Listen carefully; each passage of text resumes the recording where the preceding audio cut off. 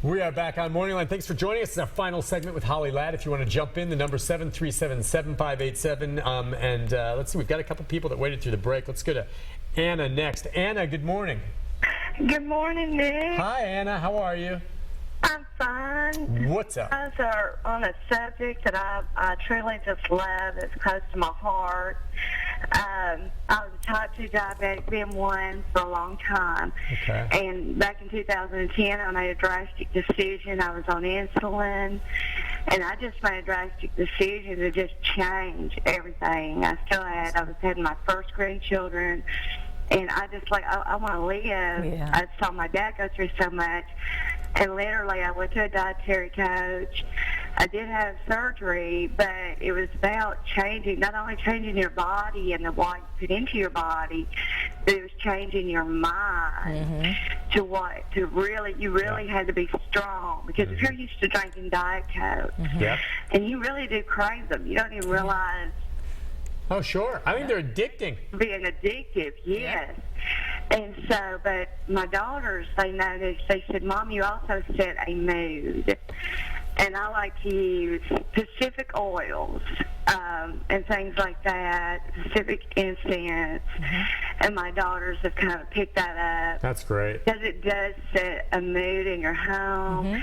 It'll set a mood in your stress level and all that, and they even use this, and I wanted her to kind of touch on, because some of these aren't really, you have to be careful what kind you buy. Yes. Because there's some that they add things to. Yes. I'm a more naturalist. I like to do a more natural type. But it's important that people know that sometimes you need to watch the oils that you put in your oil steamers or whatever you may use. Yes. Oh, okay. So at first I thought she was talking about oils like olive oil and things like that. She's talking about, and it really is a craze. I forget the name. What's one of the big essential oils? There's Young Living and doTERRA. Yeah, doTERRA. There's a lot of people that swear by those and usually know who they are because when they walk by you smell them. Yes. And I'm not saying it's bad, but I've used some at times and it overwhelmed me. And I'm wondering, I mean, I have people out there that swear that some of those oils are cure-alls for all kinds of things. Again, it's topical and you rub it on, and I don't doubt there's some benefit one way or the other to some degree, but I'm just wondering if that's a fad right now. Do you use many of them? I mean, I don't use them. I use them for relaxation. Lavender is a wonderful. What she said. Exactly. For I'm with her. mood and I could see tone. the incense or the smells, and you want it pure. That's what I think. Those kind of things relax, maybe help with meditation, which is a really neat thing. But in terms of some of these people, like, well, I rub it on there, or I think it's helping my autistic child or something, and I'm like, really? Are you sure about that? And I don't know. I know friends that are the same way, and I know people who are passionate about their essential oils, and they do say that it works for a sore throat if you rub something on here or whatever. It's not something that I really experimented with too much. I tend to be more the food, stress, sleep kind of thing. But if it works, and you're getting a good, like she said, a good high quality essential oil that doesn't have fillers and other fake ingredients in them, then try it. The only thing I would say is anyone that says ingest them, don't ever ingest an essential oil. That's the thing. Don't ingest it. It's something maybe to rub on your temples here. There's pressure. I once took a yoga class, and at the end of it, and it wasn't a huge class, the instructor went around and rubbed a little, I think, lavender oil on your temple. That was awesome. It was during Shavasana, and you just it just mellows you out. And so the smell alone sometimes can really, and I understand exactly what Anna's talking about there. Let's go next to Jewel. Hi, Jewel. Good morning, Jewel. Are you there, Sweet Pea? Jewel. I'll put Jewel on hold and we'll see. Sometimes they turn the phone down while they listen on TV. But the essential oils we talked about with her on that, incenses. Before I realized that's the oil she was talking about. All right, hang on. I had a question. Now he's back. He better be ready with his question. Jewel, go ahead. Top of the morning to you, Top of the morning, buddy. What's up? Speaking of a good diet, you're my morning meal of brain food every morning. Thank you. Thank you. I appreciate that. I'm brain food. That's broad board of intellect, brain food. All right. Well, thank you.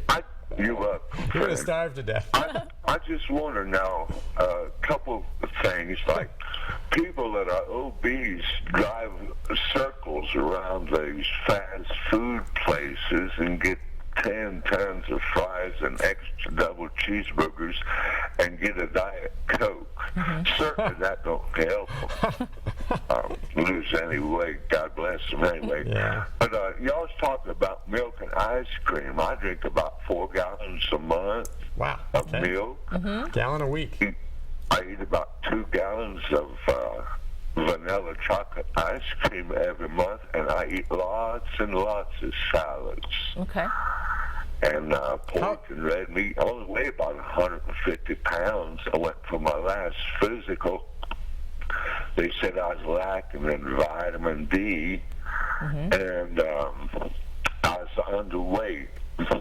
So I'm eating lots of oranges Holy and taking cow. the vitamin D every day. But I was wondering, you know, I have friends that are diabetic. Is it not so that you can eat yourself into being a diabetic? And if that's so, can you not eat yourself out of that? That was my main question, because I love them, and I don't want to see them get out of here, because all they got to do is eat something else to be better for them. Sure. And I appreciate your time. Have a beautiful day. You too, sir. Take care. And boy, I envy him. You know, we haven't touched on it, and I'll let you answer his question. He's got genetics that I think have got to be. He's 150 pounds and he eats 2 gallons of ice cream a month and 4 gallons of milk, and he eats salads. But I mean, it's working for him, and good for you. But yeah, what about it is true with certain cases of diabetes. If they can get their weight down and change things, you can get off the insulin. Absolutely. Diabetes is a lifestyle disease. Okay. So is heart disease. To some extent, autoimmune disease is a lifestyle disease. All of these things have developed because we have poor food, too much stress, not enough sleep, things going on that are affecting our genes. It touches on, you know, what you were saying, is that we all have this genetic makeup. And everything that we do around us either turns the genes on or keeps them off, or turns the good genes on. You know, so everything that we're putting in our body every day, every choice that we're making every day affects our genes at some level. Sure. And so, yes, you can eat your way into type 2 diabetes, and you can eat your way out of it. Sometimes, you know, you need some support, some medical support, some prescriptions. You need to kind of get yourself maybe a surgery. But there's a lot that you can do, and I know a lot of cases of people that have reversed their type 2 diabetes and are no longer on any medication. Yeah. So, yes, it is possible. And I love his, I've heard that before, where you see people going through the McDonald's or the Burger King or wherever they go, and they get their burger and fries, and then they get a Diet Coke. Right.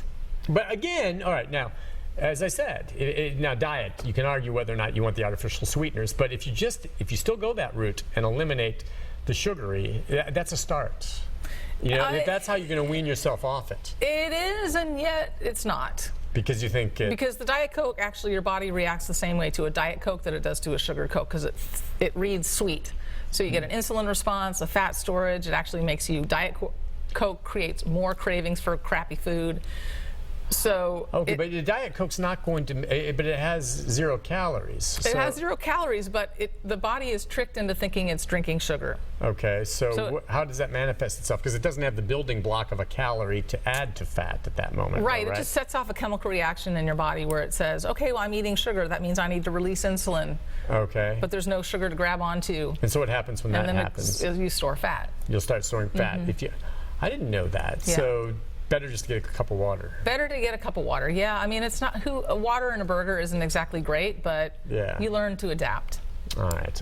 The oils, not the essential oils, but you know, we know about olive oil. You've really sung the praises of coconut oil. Are there other ones that you see these exotic oils? Sometimes I like to go to TJ Maxx and walk around the back there where they've got some of the food sections, and they've got exotic stuff that's brought from some really high-end places. And I've seen like sesame oil, olive oil, a lot of different kinds of olive oils, avocado oil, walnut oil, almond oil. What do you think of those? I mean, I just don't know if any of those ring a bell for you. Like, you eat avocados, avocado oil? I just bought some avocado oil. What will you use that It's for? great for cooking at high heat because it doesn't. Okay, that's one of those has a flash point that's very high. Exactly. So avocado oil is fantastic. It's delicious on a salad. Okay. It's a great replacement for olive oil. So I just got some avocado oil. I don't know why I can't say No, I that. know. Again, coconut oil is great. That's Sesame great. oil. Coconut oil, by the way, Yeah. is great. I've started cooking my eggs in that. Isn't if I it make a good? sunny side up egg or something like that and put it in, awesome. So good. Seriously. So good. Also, greens sauteed in coconut oil. Okay. So good. There's something about it. It's not greasy nutty. or nut. Yeah. So is it okay? Now, when you say, Nick, maybe put a teaspoon of coconut oil into your smoothie. Now, is that not fat too, though? It is fat, but it's good fat. I mean, our body needs fat. Sure. Okay. But You know, one of my mentors, guru, Dr. Mark Hyman, just came out with a book, Eat Fat, Get Thin. Okay. So there's healthy fats, avocado, coconut, macadamia, oils from nuts. All those things are healthy. Omega-3s from salmon and mackerel and sardines and fatty fish. Our body needs fat. Our brain needs fat. So fat shouldn't be demonized. It's just the bad fat should be demonized. The trans fats and the highly refined and processed vegetable oils, sunflower oil, safflower oil, all that sort of thing you want to avoid, but don't demonize fat. And we've demonized fat for way too long. All right, so if you went to your doctor and you had your blood drawn and the doc came back to you and said, look, Holly, your cholesterol level has really spiked. And I know that's not going to happen to someone like you with the way you eat. But if all of a sudden you came in at 350 and the doctor said, look, I'm going to put you on a statin. Okay, what would you say? I would say, you know what? I think that's a great idea, but let me try my lifestyle changes first, and then we'll And would your address it. lifestyle changes be to reduce the intake of fat and cholesterol in your diet at that point? I mean, there's a reason you're going to be up high. There can be genetic reasons or what, because you keep talking about how fat's important, which I agree. Your brain needs it. And I do wonder with so many people that have high cholesterol these days that are taking statins that lower their cholesterol, that's going to give you a healthy heart, but I wonder how it's going to manifest itself when they age and their brain is not getting the cholesterol they need. And I wonder if that could bring an onset as you age, and this is just pulling it out of my butt, whether or not it can produce premature senility or even onset of Alzheimer's because you deprived your brain of a level of cholesterol to lower it in your veins, and the statin did that, but your brain needs cholesterol.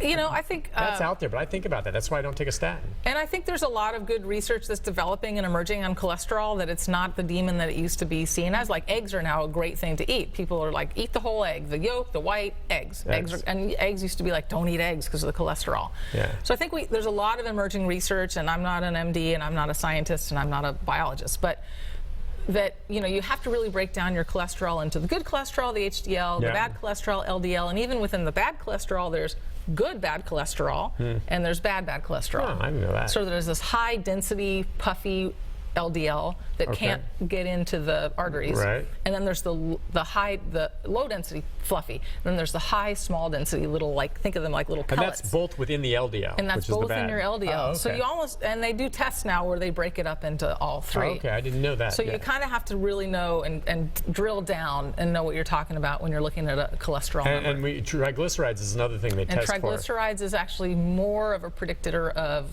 heart health and So heart you would disease. prefer not to have high triglycerides? Absolutely. So chronically Absolutely. high triglycerides, not a good thing. No, you want to take care of that with diet and lifestyle. Same way as you would address cholesterol, you think?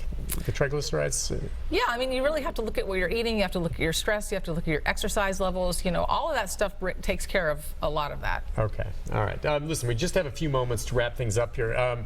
We are in the summer months, kicking in spring. A lot of people may be thinking about, dietary changes. They want to get in shape for their swimsuits. I'm just curious, with some of your clients right now, anything specific that comes into play this season for you? I don't know, any words of wisdom beyond that way? And even if it's, I know you touch bases on overexposure to the sun and things like that. Yeah, I mean, it all comes down to just feeling great. I mean, we all want to feel our best. Right. So whether that means losing weight, whether that means just increasing your energy, whatever it takes to feel great, that's the bottom line. So this is a great season to feel great. There's a lot of sunshine that keeps us, our circadian rhythm. We love bright blue skies. It helps our mood. So summer is a great time to kind of kickstart your health because you've got all sorts of great stuff surrounding you. You're not in the throes of winter where you're freezing and sitting at home and just want to curl up with a bag of chips. Oh, yeah.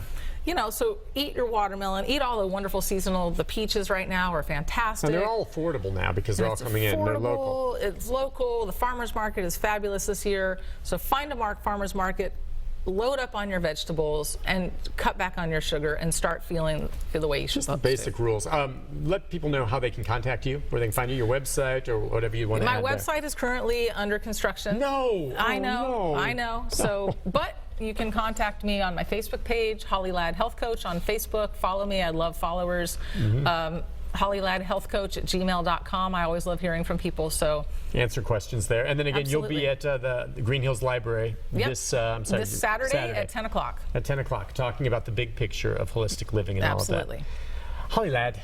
Nick, it's a pleasure. It's nice to see you. Love it's always seeing fun. you. I could talk to you all day long. Really appreciate you coming on. Absolutely. We'll see you here again soon. Take a break. Be back with a programming note about tomorrow right after this. Stay with us.